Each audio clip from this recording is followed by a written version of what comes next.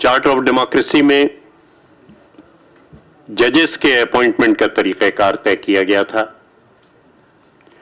मुझे पता है कि 18वीं तरमीम के वक्त किस किस्म के दबाव डाले गए। मैं आप सबसे यह कहना चाहता हूं कि अगर हम उस पे ऑपोजिशन से समझौता न करते तो जो हम सूबाई खुद मुख्तारी दे रहे थे वो नहीं हो सकती थी, 18वीं तरमीम नहीं बनाई जा सकती थी। लेकिन हमने इस बात पे समझौता किया, वो दबाव था। जजों ने खुद जो उनके मफाद में मामला था उसको सुना केस। हालांकि उसूल इंसाफ का यह है कि जहां आपका इंटरेस्ट इन्वॉल्व हो, चीफ जस्टिस रहमान का केस दिया गया की मिसाल आपने दी, जहां आपका इंटरेस्ट इन्वॉल्व हो वहां आप जज नहीं हो सकते। 18वीं तरमीम के खिलाफ सुप्रीम कोर्ट ने केस सुने, उसमें फैसले दिए और मजबूर किया कि 19वीं तरमीम लाई जाए, जिसमें जजों की तकर्रुरी का इख्तियार खुद सुप्रीम कोर्ट ने अपने हाथ में ले लिया। इसको खत्म करके हमें चार्टर ऑफ डेमोक्रेसी में जो तरीका दिया है वो लाया जाएगा। सीट्स खाली नहीं रखी जाएंगी सुपीरियर जुडिशरी में।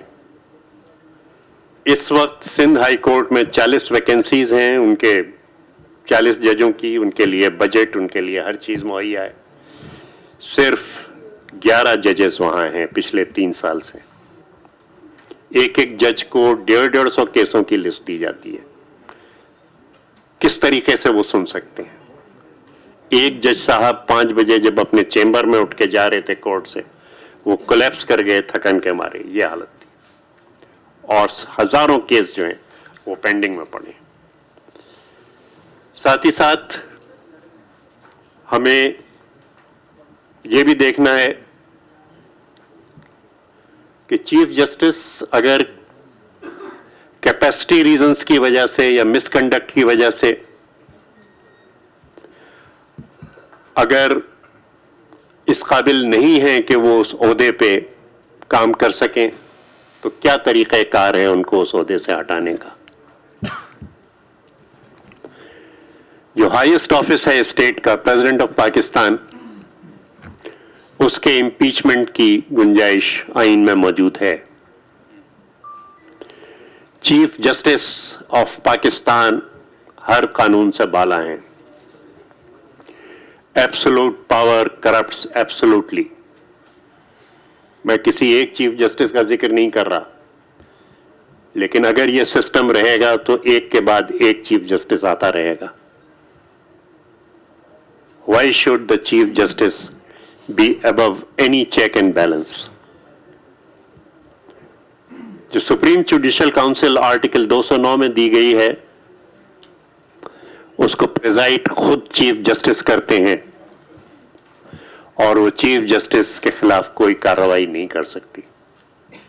मैं सवाल रखना चाहता हूं कि क्या मिस्टर अरसलान इफ्तिखार के खिलाफ इन्वेस्टिगेशन मुकम्मल हो सकती है जब तक कि इज्जत माब चीफ जस्टिस अपना बयान किसी को ना दें? आप इतने कानूनदां यहां पे बैठे, आप एक हिस्से को इन्वेस्टिगेशन के बिल्कुल साकित करके क्या आप इन्वेस्टिगेशन दे सकते हैं? और इसलिए हमें आर्टिकल 209 के अंदर तब्दीली करनी है।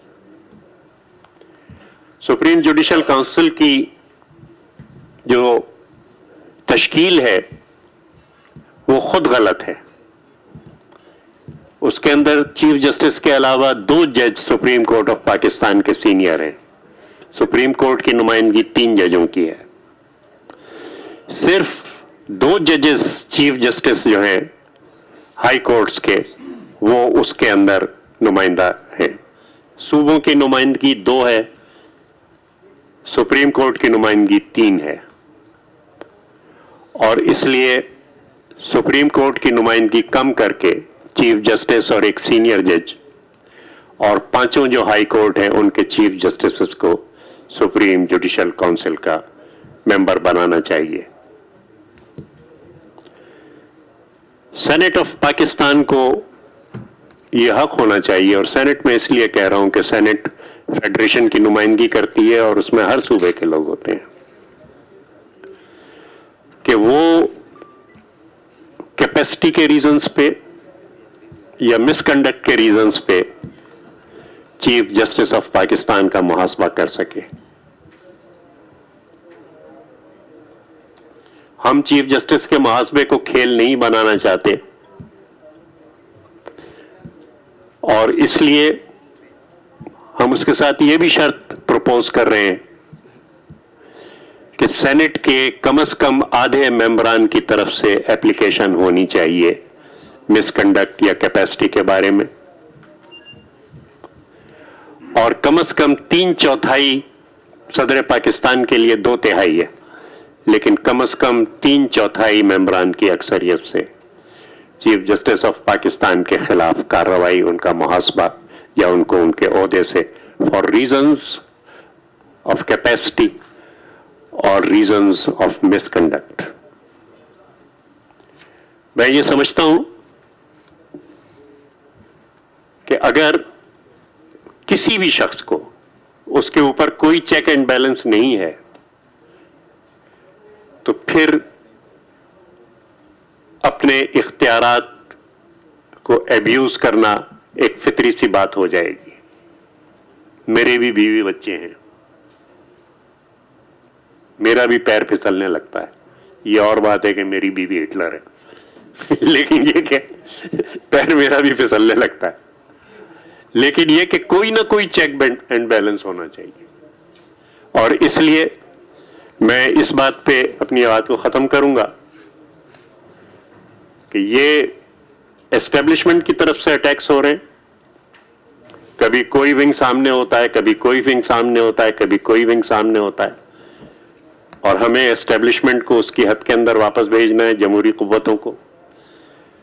दूसरे ये कि इससे कतई नजर, और ये चीफ जस्टिस, ये एस्टेब्लिशमेंट नाकाम हो चुका, ये चीफ जस्टिस भी अगले साल रिटायर हो रहे हैं, तो कोई हम एक अगर इनफरादी मामला बना देंगे तो हम आगे नहीं बढ़ सकते।